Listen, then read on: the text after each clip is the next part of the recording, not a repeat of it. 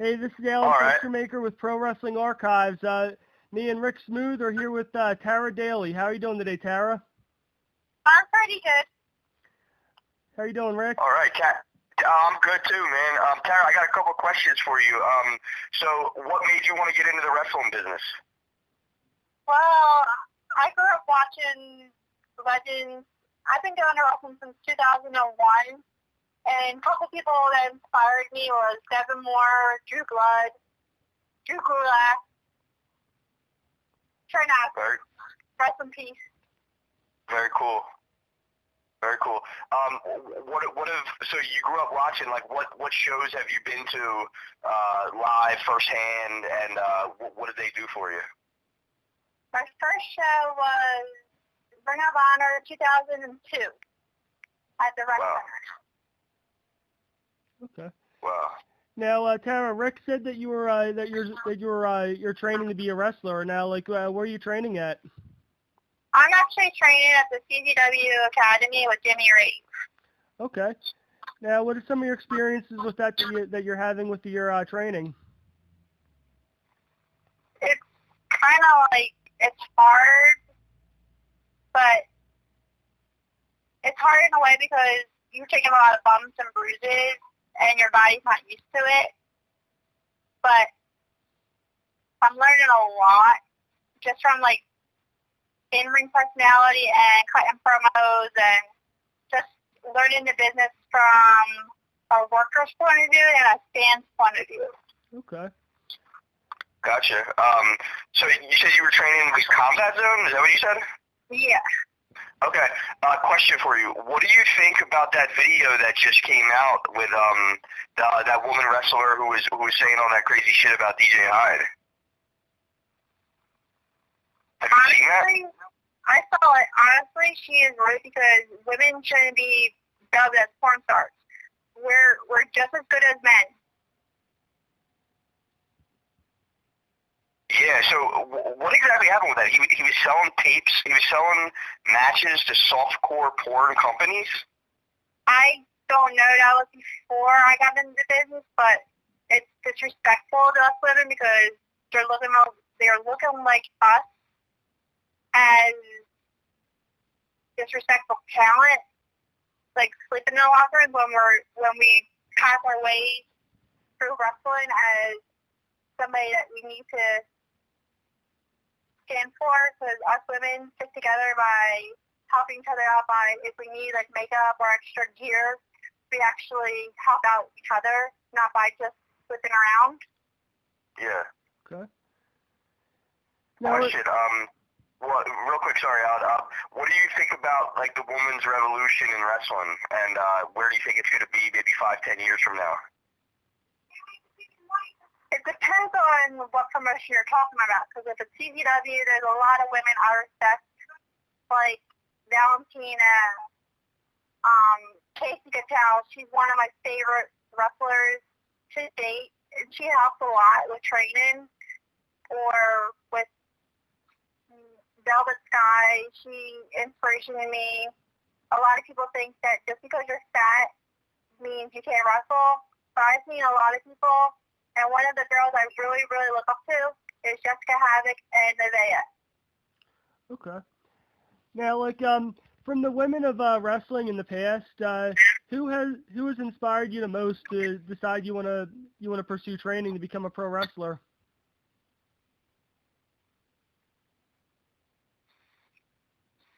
WWE wise, it was Trish Stratus.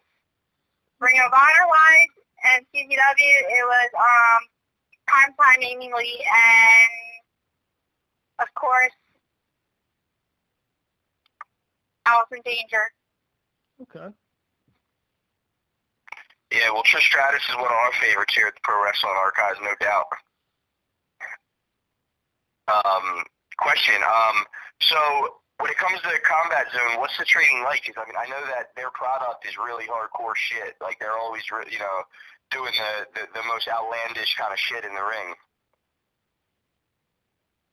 It's really hard because you have to get a lot of bumps, but they're all nice. They all help each other out. It's just people don't realize when you're training, you have to follow the right procedures. But then again, everything happens for a reason. Like, there's days that you might go home you might go into the combat zone with no bruises, but then you're going to walk out with, like, thumbtacks up your ass, or you're going to come out with, like, a bruise on your shoulder and you didn't even know, or you're going to find, like, literally at the last Cage of Death show that I went to in Voorhees, New Jersey, I was picking thumbtacks out of my shoes for 3 hours. After the show was over, I was picking thumbtacks in the Uber coming home with my sister, picking thumbtacks out of my hoodie. Same thing. Wow. Same thing at Game Changing Wrestling at GCW. I was picking. One show I found I had glass in my hair, in my bra, and I was wearing 2 hoodies at Game Changing Wrestling. I still managed to get glass all over me. Don't know how.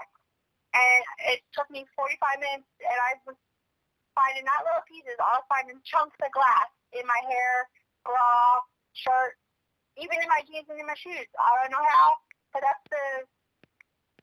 how wrestling is. You will find stuff in your gears that you don't even know. Yeah, it's crazy to kind of see the legacy that somebody like Mick Foley or Terry Funk has left behind. Now this stuff is just kind of regular, everyday kind of thing in the business. That's crazy. So, yeah. It's different from being a fan and a worker, because worker, it's hard for me not to use, like when I'm hanging out with Devin Moore, I can't say, I can't use his real name outside of, like, when I'm at shows. I don't say his real name. I just say, oh, hi, Dev. But when I'm, like, seeing him, like, where he lives, because he only lives about 10 minutes away from me, so I see him on a weekly basis. Okay. Yeah. But it's really, like, but there's a lot of road stories that I travel with a lot of wrestlers, and there's some funny road stories, but... You want to share it? It was 2016. I was flying from Florida to Philly, because I lived in Florida at the time. And what part of Florida? Orlando, Fort Myers. Gotcha. And a group of wrestlers and we went to Tony's for a cheesesteak. It was Dave Chris, Trey Miguel, Zachary Wentz, Desmond Xavier, and JT Davison. It's part of, like, Scarlets and Grace. And it was CCW's annual Cage of Death. And we went to have a cheesesteak, and I had a ride, but my ride somehow disowned me. And Dave was like, how are you getting in the show? I was like, I'm going to take strings. Like, you can get in the car with us. And the whole time was nothing but fart jokes and men jokes. It was just like funny, and then it was like we saw punch buggies, and then we were like, no punch buggies, no punch bags. Being the only girl in the car, it was weird to sit on the laps of Dave, Chris, and Trey Miguel. But if you ever have to learn, Dave Chris taught me some words of wisdom, and it's always stuck by me, even before I got into training. He taught me, keep your eyes, ears open, and keep your mouth shut. Yeah. Yeah, very good. And that's when Dave Chris, if you ever are training, always keep your eyes, ears, and open, but keep your mouth shut, because you never know what can happen, because you can be on a show, and there might be WWE talent scouts looking at you, and then 3 days later, you might get signed at WWE.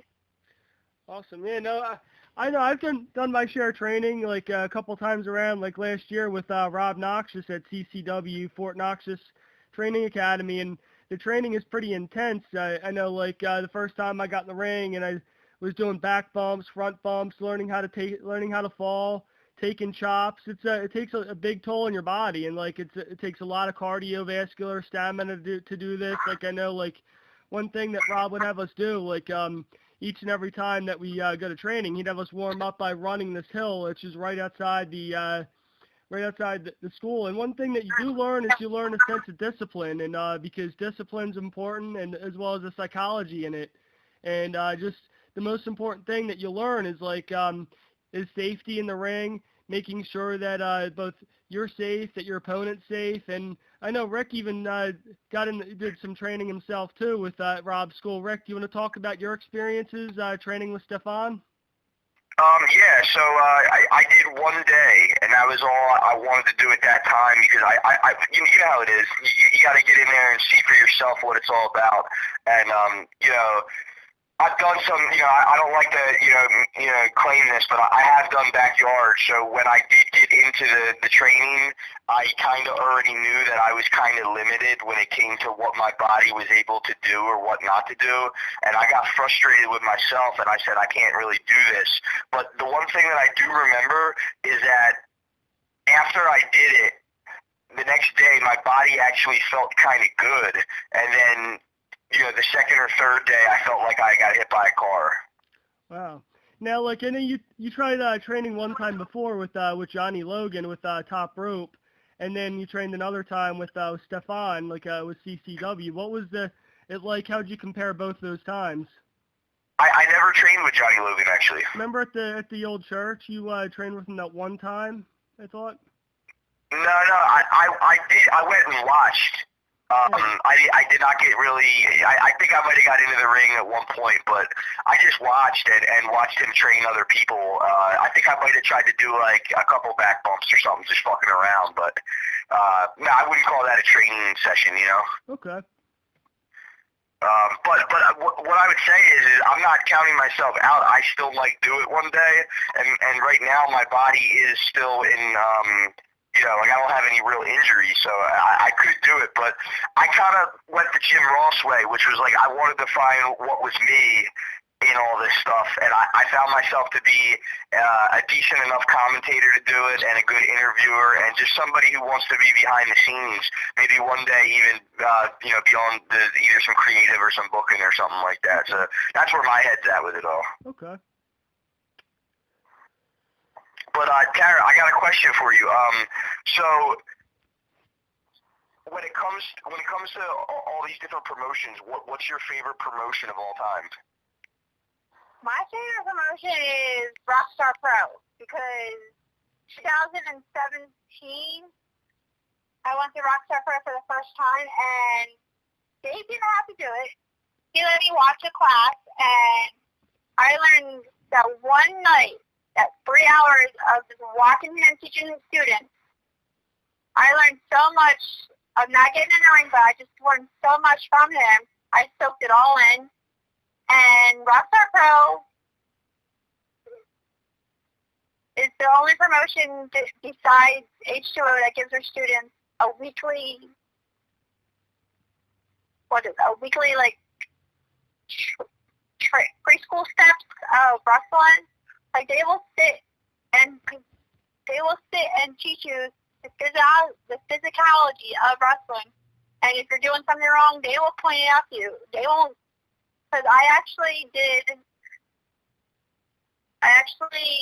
walked across the barricade and with bare feet better than half the students. That's been wrestling training for like 4 or 5 months before just me watching them. And they did a little exhibition match, and you know how we have hecklers, and I was like a heckler, but between Rockstar Pro and TNA and CCW, I have to go with TNA because I'm in the crowd a lot, helping. And they were supposed to bring in Desmond Xavier when OI or OVE came in, and we were supposed to be all pawned out in the crowd in different OI4K gear. So we can intrude. Like it was supposed to be like Zachary was supposed to be on one side, I was in the middle, Desmond Xavier, Trey Miguel, Myron Reed.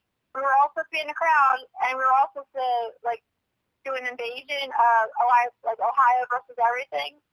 Have signs, but that didn't go through because they didn't like how Ohio was taking over Impact Zone. Okay. Now, how did you decide that you wanted to train with CZW Wrestling Academy? I know, like, with all the other wrestling schools out there, how did you decide that you wanted to do your training there? It's because the trainer, one of the trainers, Jimmy Reed, I knew him for so long.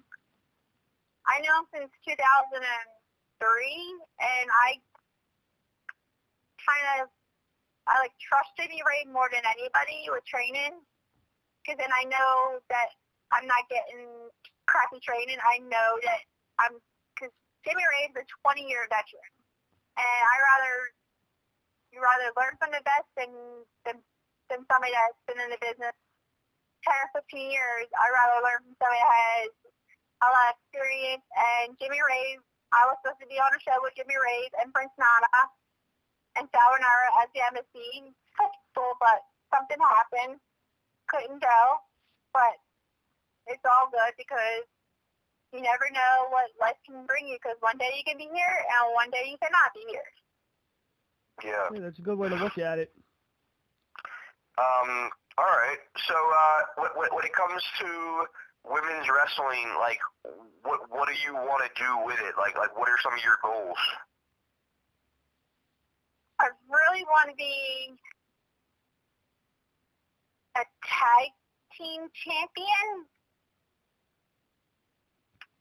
I could see you and your sister doing a tag team. Well, yeah, me and my sister, but I really want to, like, one of the girls that inspired me right now, she has an injury, and one of the injuries she had, and she was living her best life in Japan, which is Samantha Height, the lost girl from Ohio. She actually had to cut her, and every wrestler's dream is to go to Japan, and her dream was cut short because she dislocated her knee. And I told her, I was like, Sam, it's not the end of the world. You have to look at it. Just take this as a baby step, and you'll come back bigger, better, and better than ever, and you can resume your trip to Japan. Okay. Because it happened to her in the middle of a tour, and she got sent home because of her knee. Okay. All right. I can't really think of any more questions right now. Tara, I did have an injury. Tara, is there anything you'd like to talk about, like about anything at all?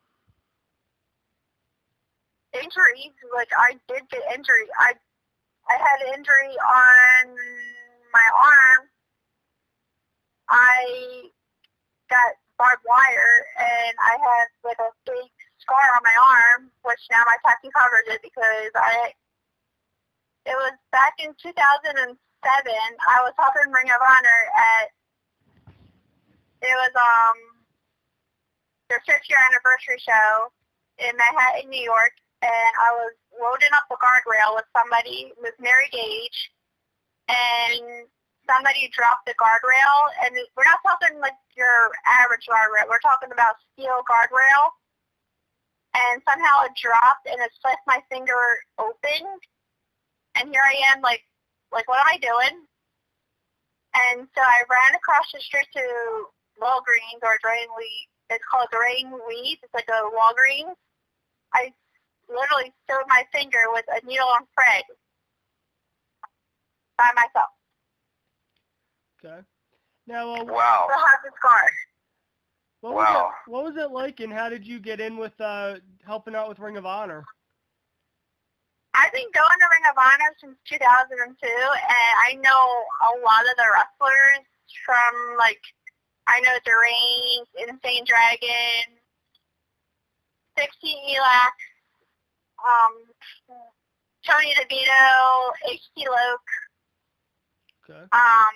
Tony DeVito, he was in the Baldies, right? Yeah. Okay.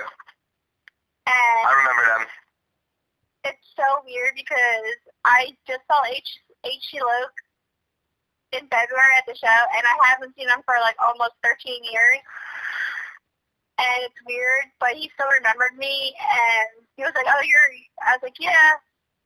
But they don't realize, like, when you're a fan, it's different than when you go to shows, because it's really different. how I look at it is now, since I'm working as a wrestler, training, it's like you have to learn, like, yeah, I do walk around at Walmart now where I work at, and I'm doing what I call the wrestler t-shirt challenge, which is every day during the pandemic, I wore a different wrestler shirt. I wore anywhere from Trey Miguel to Rockstar Pro to CZW to Myron Reed to Jessica Havoc to the shirt I had on today was a Joe Gacy shirt, the Pro Wrestler Maniac, which my gimmick will be, I'm like kind of like a sweet girl, but I have that like that little sass in my attitude. Like I have like a time bomb. Like if you take me off, I would just explode. Okay. Yeah. All right. Cool. Yeah. So you're in the South Philly area, right? Yeah. Yeah, that area just bleeds pro wrestling. I mean, from the old Spectrum days to the ECW days. What's it like living down there nowadays? It's pretty good. Like, honestly, since I've been back in Philadelphia and since I started working at Walmart, I've seen Homicide's brother at Walmart. I see Devin Moore on a weekly basis now because I live right near him. I see Drew Blood, and it's really cool because Drew Blood and me and Devin, we have a joke between us, which nobody really knows because according to Pennsylvania law, if you're with somebody, after 7 years, you are technically married to them. And I brought up this to Drew Blood, and I said, Drew, I was like, aren't you guys married? Because they've been a tag team since I've been a fan of wrestling. Since Devin was 17 and Drew Blood since they started in the business. And I grew up watching them. And I told Devin Moore this. I was like, if it wasn't for you, I wouldn't love wrestling the way I did. And Rick knows I'm like a hardcore wrestling fan. I'll get underneath your skin. I'll get underneath your skin, but then I'll say, okay, whatever. And Drew told me, and this was legit, that he was trying to divorce Devin Moore as a tag team partner. And I said, you're trying to divorce him? He's like, yeah. It was like, okay. Because I played so many rips on people, and my best rib, if you want to hear, I will tell you the rib that we did. Sure. Okay. We actually played a rib on Devin Moore. It was Drew Blood and me. Somehow I was on the bus in Philly, and I was going to go see Devin for an hour or two. And Drew gets on the bus where I work at Walmart. And we were, I'm just sitting there talking on my phone, having my AirPods in, the basic stupid stuff, right, Rick? I wasn't paying attention. And I started I wasn't paying attention to my surroundings with the bus. I was like, okay, I was just making my phone call, listening to my music, and I hear this familiar voice. And I'm like, sounds like Drew. I turn around. I'm like, wait, that's Drew Blood. And so I sat next to him, and he's like, what are you doing? I was like, I'm going to go see Devin. He's like, my Devin? I was like, yeah, you're Devin. And so we started messing with Devin Moore on my phone, saying, does Drew take the bus or drive? He's like, take the bus. I was like, oh. He told me to get off at Spring Garden. And then so Devin calls Drew and starts cursing at him, saying, why did you make her get off the bus? She's going to the same place you're going to. She's getting off at the same stop. And I said to Devin, I was like, dude, we're just messing around with you.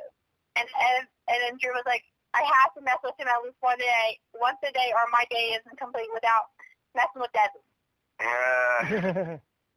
It's so funny because that one little thing made Drew happy of